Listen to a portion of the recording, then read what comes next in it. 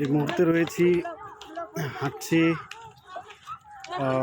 বেঙ্গালুরুর লালবাগ বোটানিক্যাল গার্ডেনে। প্রথমে ঢুকতে গিয়ে 50 টাকার টিকিট নিল। আমি, এই দাদা আর আরেকজন সঙ্গে দাদা আছে।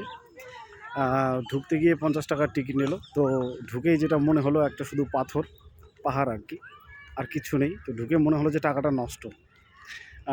ওখানে একটু সময় কাটিয়ে, সময়টা অপচয় বলা চলে, একটু সময়টা অপচয় করে তারপরে যে 50 টাকার টিকিট কেটে ঢুকেছি, এত একটা পাহাড় দেখে বাড়ি চলে যাব, আর একটু দেখি কিছু আছে নাকি, এই বলে যখন ভিতরে ঢুকলাম, তখন সত্যি কথা বলতে কি বারবার হারিয়ে যাচ্ছি আমরা। কোন দিক দিয়ে এখন বেরোবো, আমরা কোন দিক দিয়ে ঢুকেছিলাম সেটাই খুঁজে পাওয়া যাচ্ছে না। এত বড় লালবাগ বোটানিক্যাল গার্ডেন যে পার্কটা আছে, সেটা অনেক বড়, অনেক বড়। আর অসংখ্য গাছপালা এখানে। বোটানিক্যাল গার্ডেন মানে বুঝতেই পারছেন, গাছপালাই বেশি থাকবে। ঝিল আছে, বড় পদ্মপুকুর আছে, অন্যান্য আরও অনেক কিছু আছে, আমরা দেখতে পেলাম না, সময়ের অভাব। এদিকে সন্ধ্যা হয়ে আসছে। যদি বেঙ্গালোর ভিজিট করেন তাহলে অতি অবশ্যই লালবাগ ভিজিট করতে পারেন। খুব সুন্দর, কিন্তু সময় নিয়ে আসবেন। খুব ছোট নয় পার্কটা।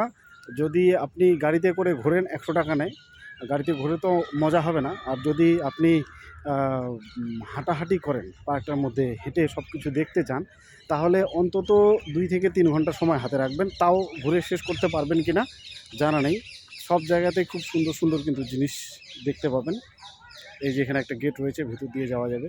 আর সব কিছু শুধু গাছপালা দিয়ে সাজানো, সব কিছু শুধু গাছপালা দিয়ে সাজানো। আমার এটাই প্রথম আপডেট এই বেঙ্গালুরুতে আসার পরে। আপডেট আর দেওয়া হয়নি, আর তেমন কোথাও যাওয়াও হয়নি। যদি যাই তাহলে অতি অবশ্যই চেষ্টা করবো আরও আপডেট দেওয়া।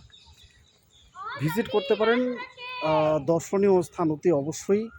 এবং সত্যি কথা বলতে কি, প্রকৃত অর্থেই এখানে শান্তি বিরাজ করে।